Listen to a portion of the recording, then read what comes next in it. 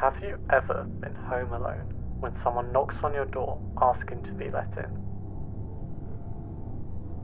Have you ever been broken down on a highway and forced to stay in a rundown motel for the night?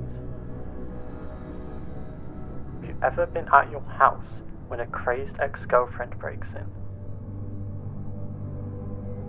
Have you ever been in a fire tower in the middle of the woods when...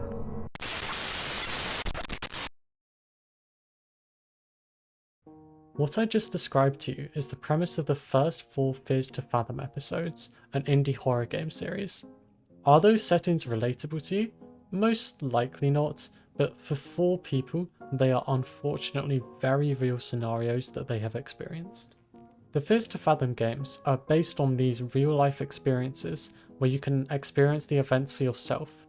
I've always loved these games since they came out, although I didn't actually play through them myself until episode 4 came out. The others I just watched on YouTube since I didn't have a PC at the time. But playing through the first 3 after watching them did not disappoint, and they lived up to my expectations. They're great little stories and I absolutely adore the premise of the game series. With 5 of them now out, I can confidently say that this is one of my favourite indie horror game series. All of them are amazing and definitely worth the price. However, one of these episodes stands out among the rest: Ironbark Lookout. This episode follows a very different story to the other 4. Home Alone and Carson House are about home invasions.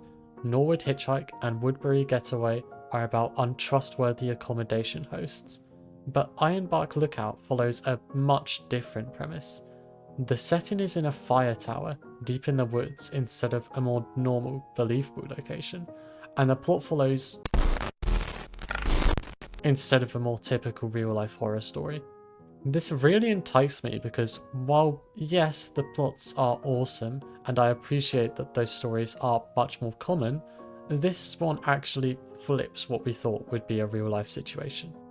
In fact, it's so different that there's discourse surrounding whether the story was actually true or not. Do I believe the story was true? We'll get into that later. For now, I think it's time I actually walk through the events of the game and explain why it's my favourite in the series even after a new release. Hope you enjoy. This story takes place from the perspective of a 24-year-old man called Jack Nelson, a park ranger in a state park. You are a fire lookout in one of the largest forests in the Pacific Northwest. Your job pays just enough to make ends meet, but not enough to be able to treat yourself to anything. You live in an RV which you purchased with great financial help from your dad.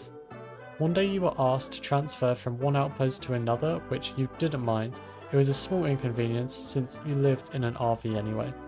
After a few goodbyes, you set off to the new location. Then you start the game. On any other Fears to Fathom game, I'd jump into gameplay, but I'd also like to quickly mention that this story was prefaced with, "I knew that sharing this story anywhere else would be a dumb idea because people would say I was lying."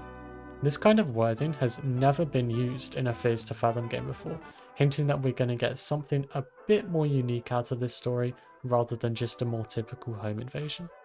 You start on the road and read some messages from Mitch, the person who hired you, and Kayla, who I'm pretty sure is your sister. Mitch was giving you instructions on where to go for your new location, and Kayla was discussing jobs with you. Jack talks about how he loves the outdoors, when it makes him feel happy and at home, when Kayla messages us again about a diner and how we should check it out. I pulled into the car park and checked around the RV first. It was pretty nice and seemed cozy. It had all the essentials: a bed, toilet, shower, oven, and some other extras like a nice comfy looking sofa. Then I went and entered the diner and was greeted by a server who told me to take a seat. You can talk to almost everyone in the diner. One asks to leave them alone, which is so me-coded. Another few ask you about your job, and one just silently stares at you. Shortly after taking your seat, the waiter takes your order, you go to the toilet and eat your food.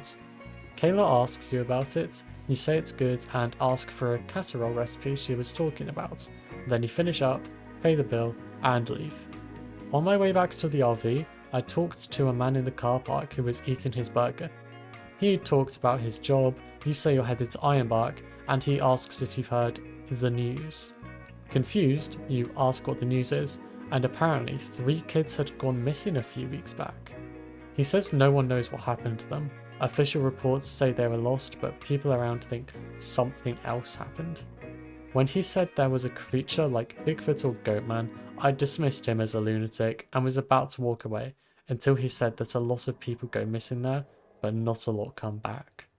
It's eerie to say the least that someone tried to spook us out like that, but also that the news was widespread, yet we as a soon-to-be employee of the park hadn't heard about it. There might be more to this park than just a random forest. You get back into the RV and cut to 8:02 PM, arriving at the park. Making your way up to the entry building, you meet Billy. Apparently, we scared him more than he scared us, as he thought we were one of them. May Lord have mercy, is his response when we ask what he means by them. Not ominous at all. After that though, we say we're a transfer for the park, he checks up and gives us our keys. He also informs us to do our weather reports when we make it to the tower, just to make sure the park officials know we made it there safely. As we're leaving, he pulls us over one last time to give us a warning against travelling any more than half a mile or so north from our tower, saying it's dangerous. Not anything super ominous this time though, just some bobcats and bears. Grabbing your supplies from the RV, you cut to 11:32 PM, finally arriving at your tower, which will be your home for the coming weeks. You turn on the generator at the bottom of the stairs and make your way up, and this place is pretty cozy. While you're trying to figure out what to do next, you hear static from the radio, so head over to pick up the call. New guy, haven't gotten your name yet. What is it again? I saw your light turn on. I gotta say, it's refreshing to see Tower 11 alive again. I'm Connor, Fire Tower 12. As just mentioned, this is Connor from the neighbouring tower. He'll be your main source of human interaction for the game and the only person you can call a friend. He tells you to light your fire since it gets very cold at night, especially at this time of year, but after looking around I realised there was no firewood in the cabin. Connor tells us that Marley, the previous lookout from our tower, stored a bunch in the shed nearby, so we descend the stairs and grab a pile of wood from the shed outdoors, bringing it upstairs and lighting the fire. Connor reminds us to report for the night, so we look around for how to do that. The service report requires 4 things from us: temperature, wind speed, weather condition, and the number of hikers assisted. Temperature can be measured using a thermometer on the side of the map, wind speed can be measured with an anemometer by going outside, weather condition is just looking at the sky, and number of hikers assisted is self-explanatory. We sign off with Connor, wish each other a good night, and go to sleep. But we're suddenly woken up at 3:26 AM by unintelligible voices from the radio, although get no response when we call out Connor's name.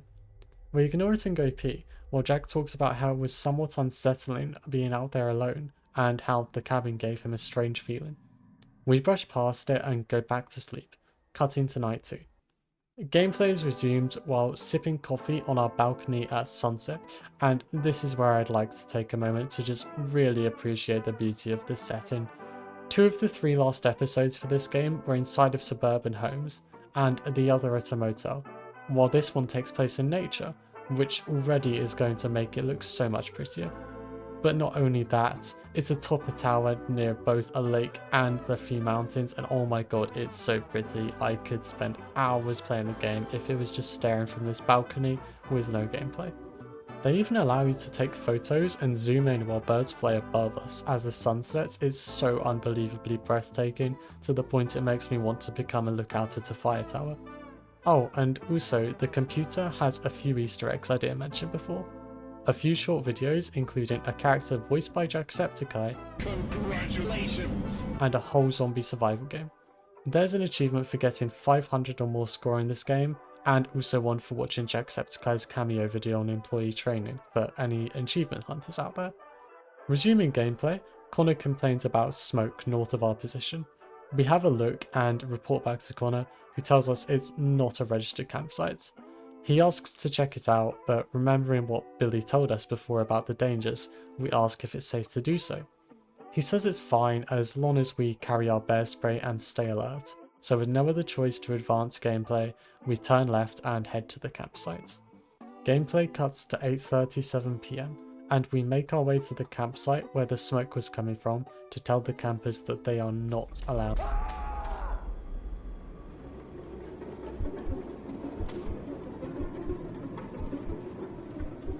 Ignoring all survival instincts, we move towards the campsite where the smoke and scream were to put out the fire.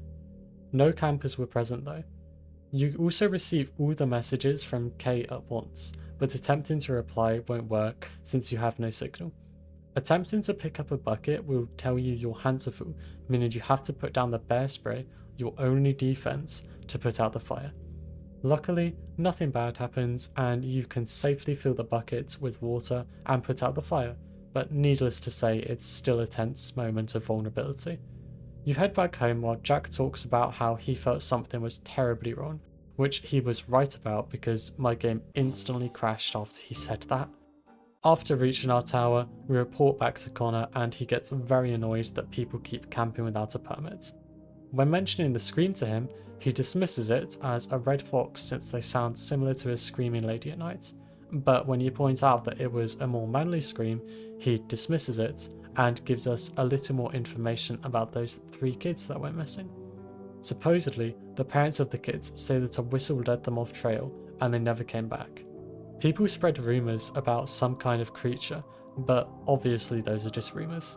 Their disappearances attracted a lot of campers to the location, which is why your tower had to be urgently staffed.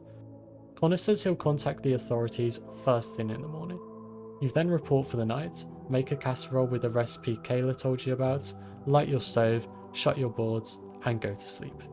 But at 2:27 AM, you are woken up.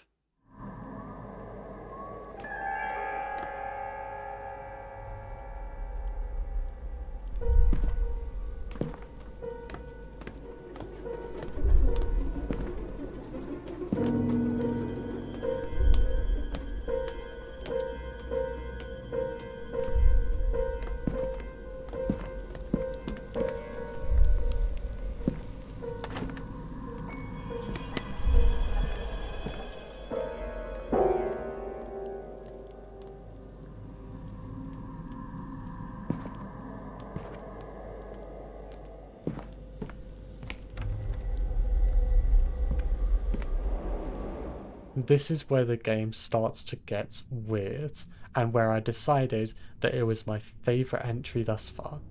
Being woken up at 2:30 only to see someone staring at us through the one open window panel is scary enough, but for it to be someone dressed in cult-like attire and for them to leave a skull and lit candles outside our door, oh my god.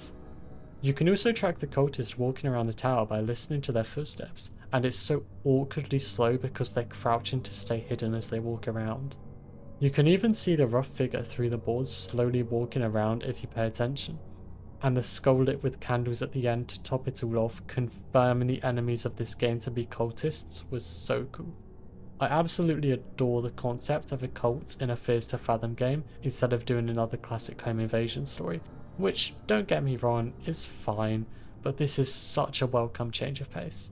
Something has always fascinated me about the concept of cults, and to see them being thrown into one of my favourite indie horror games was so cool to see. Continuing gameplay, you are obviously alarmed by all this, so you instantly do the only thing you can think of in that moment: contact Connor. Of course, he's annoyed that you woke him up at 2:30 in the morning. He's also very dismissive of everything you say, comparing you to Marley with how you're saying everything's serious, then himself saying the skull was most likely kids who watch too many horror movies. Of course, we know that isn't true, but with nothing we can do, we go back to sleep. Jackson, in a monologue, talks about how he wasn't sure if the last night was a dream, and how Connor didn't make sense, but thinks something darker is going on in the woods. Gameplay cuts to 8:34 PM the next night, with you cleaning your binoculars, being on the lookout. A flare is instantly spotted, so you go back to your cabin to report to Connor, but a different voice responds. Hello? Is anyone there? I need help! Please, someone answer. This is a hiker who found himself lost in the woods, and we have to help him turn either left or right to head back home.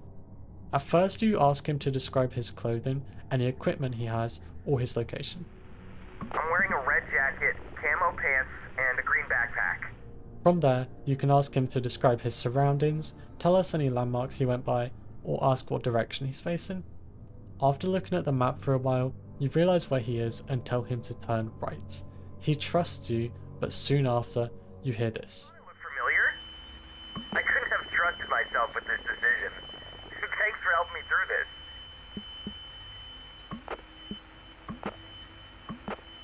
I'm right here! I hear you. I hear your whistles. What? I see you behind the trees to my right. You're freaking me out.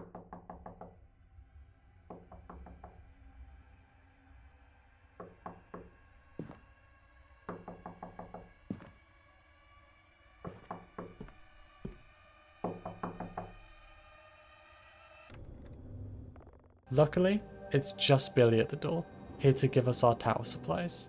He also expresses concern for the hiker being out so late. After a bit of silence, he confronts us about going more than half a mile north of our tower last night, and reminds us to be wary about the animals there. Ominously, he keeps repeating variations of his "May the Lord have mercy" phrase, saying it twice in this encounter, once about the hiker and once when mentioning the skull. He tells us not to dwell on it since there's no evidence and there's nothing we can do anymore. We realise he's right, so we go back down to gather firewood and finish the night as we usually do.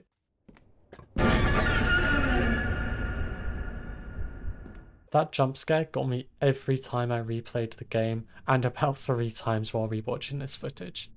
This person is very peculiar, having some weird lines of dialogue talking about the mind playing tricks on you.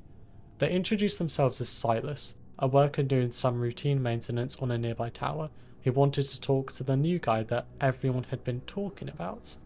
Quickly though, the conversation takes a turn and he talks about how some fires are meant to burn and no amount of prevention can stop them. You awkwardly try to leave as he continues talking about this before he says your name and warns you not to be too curious as it can lead to places you don't want to go.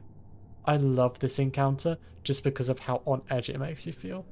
Whenever you enter the shed in the game, the music abruptly stops and leaves you in silence. I actually thought the jump scare was going to happen the last few times I went there, but right when I thought one wouldn't happen, it did, and every single time it gets me. Silus as well is just so ominous and keeps you uncomfortable throughout the conversation while not posing any real threat to you gameplay wise. Their dialogue is just so off-putting to where you know something's off about them but can't prove it. But that will be proven in the next scene when you report back to Jack. He asks where you've been, and when you say you ran into Silus, this is his response. Ran into who? Is this about yesterday? You trying to yank my chain now? That radio tower's been out of service for ages now. It was closed down years ago after a lightning strike fried its systems. Its repair cost was deemed too costly. Silus was pretending to be a worker, and they don't have a job here. Jack tries to play it off as someone pulling a prank, but audibly grows a bit weary when you say he knew your name, with you both wondering if he was listening to your conversations. Although, similar to before with the skull, you can't do anything about it, so you sign off for the night and head back to sleep. Gameplay cuts to 9:18 PM 2 nights later, as Jack talks about how he put his feeling of unease down to a change in environment, and the strangeness was nothing to raise alarm over yet, which is an absolute lie considering everything that's happened in the first week of the job. Connor tells you the system has an important security update to install, so you install it, although the power unfortunately goes out, leaving you to run downstairs to the generator to turn it back on. You also had to pee for the 3rd time in a 2-hour game, by the way, but when you enter the porta potty, a microphone bar appears on the right side of the screen. While it doesn't do anything right now, those who play To Fathom games know what's coming. Once again, gameplay cuts to 1 week later at 2:34 AM, where Connor's generator was under maintenance, leaving you to cover his area. You're woken up by Connor on the radio saying there's another one, of which he means campers without a permit. He uses the excuse of working on the generator all day to leave this task to you while he goes to sleep. They appear pretty far away at first, so you go to grab your pair of binoculars.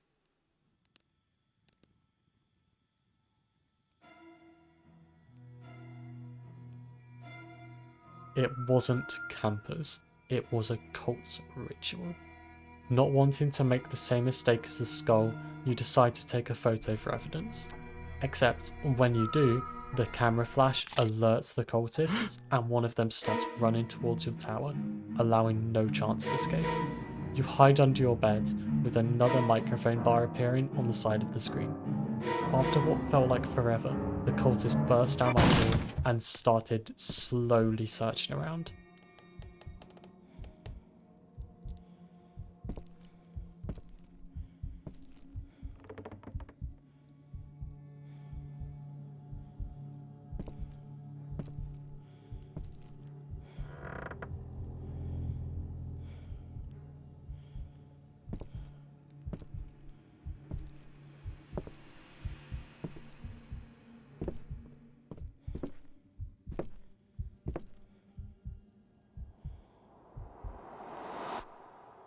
After a sound cue played and the footsteps had ceased, I felt safe enough to leave the hiding spot. But the cultist was waiting on the other side of the balcony for us, and a chase was initiated. Remembering how the mic bar was in the porta potty when we went there earlier, I hid in there as the cultists searched around for me, and when they went far enough away, sprinted down the path and out of the park. When we arrived back at the entrance of the park, the chases continued all the way back to our RV, where the engine starts and Jack one last time talks to us. He drove as fast as he could to the nearest ranger cabin, then radioed HQ to tell them about the incident. Mitch answered, "Look, Jack, we all get a little stir crazy out here." The authorities conducted a search the next morning, but nothing was found, and people dismissed him as a lunatic. He warns anybody playing the game to be safe when camping, as forests can be a haven for illegal activities when night falls. And that is Fears to Fathom Ironbark Lookout, my favourite in the series. I adore this game so much, everything about it is so perfect. The main aspect that I love about the game is the scenery, yes, but I love everything. The characters, in my opinion, are the most interesting in any of the games so far. Billy, Connor, and Silus were really cool characters in my view. Billy seemed like someone who knew about the cultists, or at least some kind of suspicious activity going on in the woods, but someone who stuck to themselves instead of investigating. The first encounter we had, they referred to us as one of them. There's no convincing me that he wasn't aware of something. I'm not one to get involved with the predicament himself though, which is respectable. Nobody should have to get themselves into anything like that. Connor I just liked, and I don't know if I can explain why. My best guess as to why I like them is because they were our sole source of comfort throughout the game. Anything that happened, we instantly reported to them. They acted as a good friend throughout the game, who we could always rely on or go to advice on for a situation. Silus was menacing from the get-go with their vague dialogue and the jump scare of a greeting. I think my favourite part about them is just how ominous they are throughout the entire encounter, especially the fact that they knew our name. I still wonder what the point of them coming over to us was though, because it's pretty obvious they were part of the cult, but even then it's not like they got any information out of the encounter. Maybe they just came over to scare us? I'm not really too sure what the point of them appearing was. Not complaining though, they were cool. The gameplay as well felt really smooth, which while some of it was repeating the same tasks, it never really felt repetitive and I wasn't bored of it. Yes, a lot of it is fetch quests, but the game manages to immerse me so well that I didn't even really notice it. My only question is why we had to have 3 separate pissing sections. Although there are still some questions I have about the game, such as when and how often did the cultists stalk us? What happened to the hiker? And what's up with Silus? Luckily for us, these questions can all be answered by paying closer attention when playing the game. First off, for the hiker, one of 2 things can happen to them. See, I kind of lied about turning right before, because that will kill them. If you turn left, they live, as they aren't present at the cult ritual. But if you tell them to turn right, well... I'm wearing a red jacket, camo pants, and a green backpack. As for how often the cultists stalk us throughout the game, a lot. That static from the first night is highly speculated to be them over the radio. Although not confirmed, it would make sense. The first encounter is from the campsite we visited, where we heard the scream. Not only can we hear whistling throughout the time we are there, we can also see a cultist hiding behind a tree. When we get too close, they crouch away and we can call out to them with no response. The next is when we hear whistling while gathering firewood from the shed that same night. Then is when we are woken up at night by one staring through our window and placing the skull outside our door. These three encounters were most likely because we investigated the campsite and the cultists wanted to stalk us to see if we reported anything, then to scare us to keep us at bay as to not interfere with their plans. And the last time is the ritual, where we see them and then are chased twice by a member of the cult. So, the hiker lives or dies depending on the direction we tell him, and the cult has been stalking us since we explored the campsite and possibly learned about their activity. That just leaves one question open for me. Who is Silus?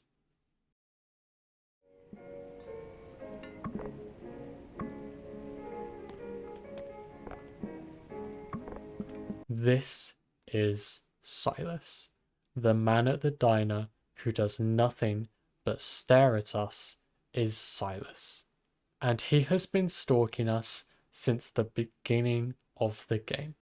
His To Fathom characters are so low poly that it's near impossible for us to notice the similarities.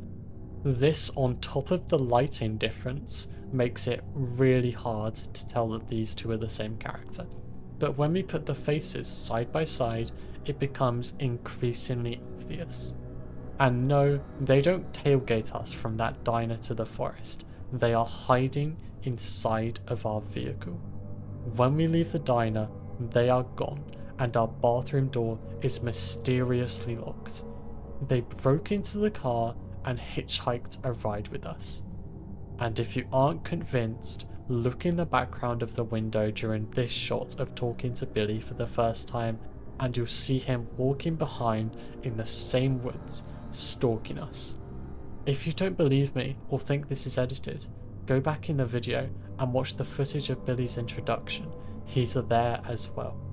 And as for how he knows our name, on the first nights when we pee off the balcony, we can see a figure standing on the trail, looking around.